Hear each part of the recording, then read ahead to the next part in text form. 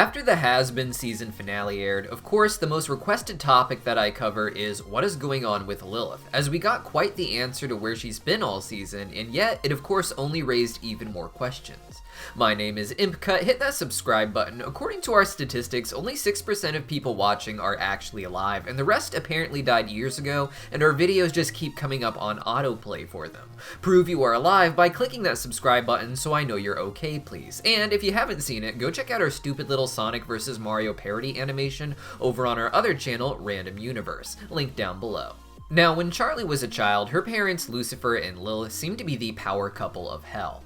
In the Hazbin Hotel pilot, we can see that Lucifer and Lilith did manage to maintain that relationship into Charlie's teen years and perhaps even into adulthood, but at some point the two split up.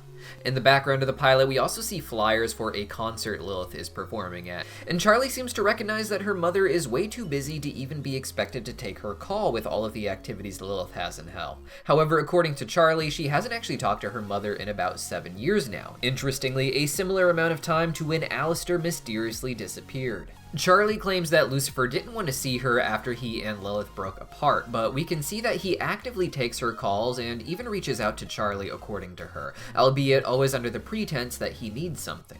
This made Charlie think that Lucifer didn't really care about her and only talked to her when he needed something, though it's clear now that he just worried that he'd be wasting her time without something specific to call about.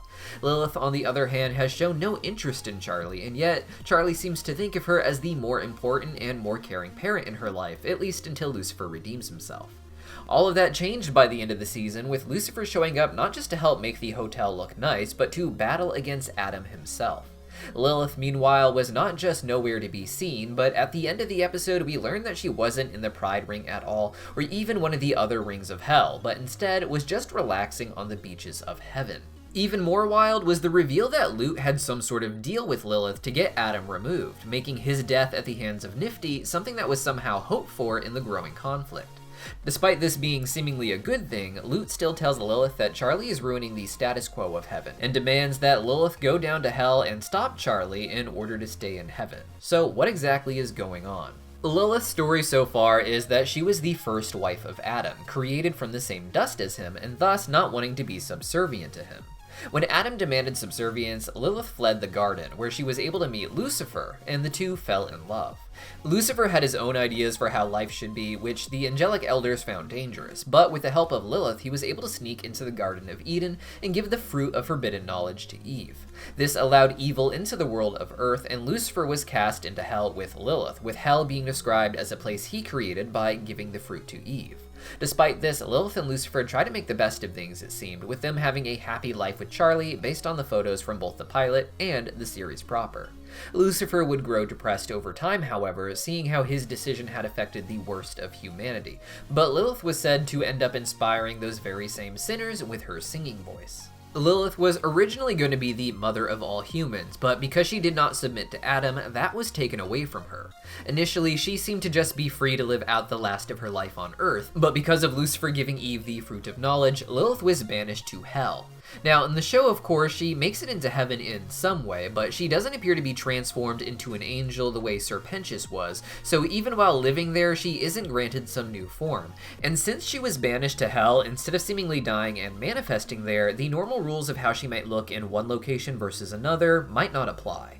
She doesn't seem to be working or doing any grand plan to take over heaven. She seems to have legitimately just decided to abandon her child in order to enjoy paradise. So what is this deal with killing Adam? Lute delivers Adam's halo to Lilith as proof of his death and claims that Lilith's deal is done, indicating that Lute was supposed to make sure Adam died on behalf of Lilith, but somehow in exchange for this, Lilith was also to be granted access to heaven, it would seem.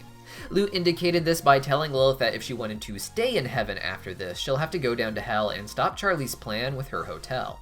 It would seem to me that Lute actually wanted Adam dead so that, as she said, she can be in charge now.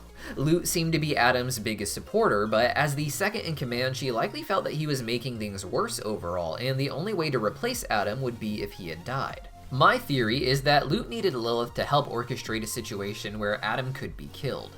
Nifty was likely not the intended goal here, but Lute indicates that this was a shared agenda, and Lilith is well known for masterminding these sorts of things. While Lucifer may be presented as the one who sabotaged Eden, it is interesting that he waited until after he met Lilith to do this.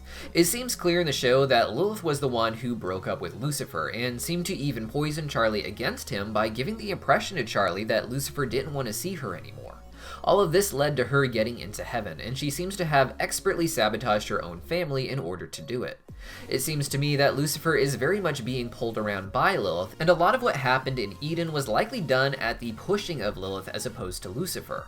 Her plan was to sabotage life on Earth when it wasn't what she wanted. Then she seemed to get bored of hell and decided to sabotage that in order to get into paradise again. This paints Lilith as a very shallow character, but as a parallel to Adam, it would make sense. He was the first man in the world, made from the dust of the earth, and he's the most toxic male of all time. While Lilith is often presented as a more feminist character these days, it would be very interesting if she was the female equivalent to Adam, the primordial toxic female, each embodying the absolute worst of their genders. Adam is such an evil figure that it would be fun for Lilith to essentially be the same kind of evil, each just after the best situation they can create for themselves while constantly trying to make each other's life hell. Lilith never got to be the mother of all humans, so she got her revenge by making it so that sinners ended up in hell with her. Adam got his revenge for that by coming down and slaughtering those people, specifically because they loved her and her music and it gave them hope.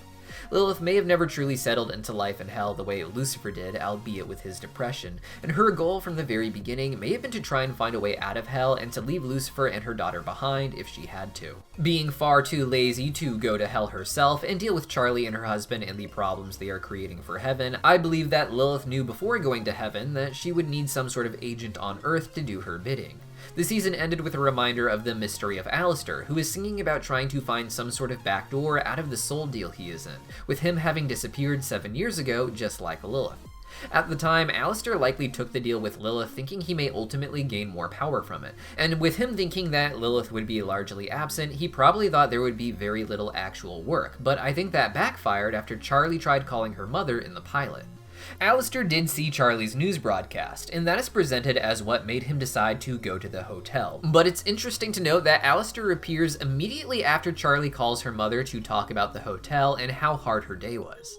This led at least one fan that I saw to theorize that it was this call from Charlie that made Lilith decide to call her favor in with Alastor, sending him to the hotel he already saw on TV that he could presumably teleport to. Alastor, I imagine, was sent to sabotage the hotel, but while doing so, he would have to be subtle, and part of that deal would be trying to at least look like he's helping Charlie while still, ultimately, trying to prevent too big a shakeup. Alastor seems to indicate that it was this aspect of the deal he made that had him risking his life for everyone else, with them all thinking he is just being altruistic and truly caring about them.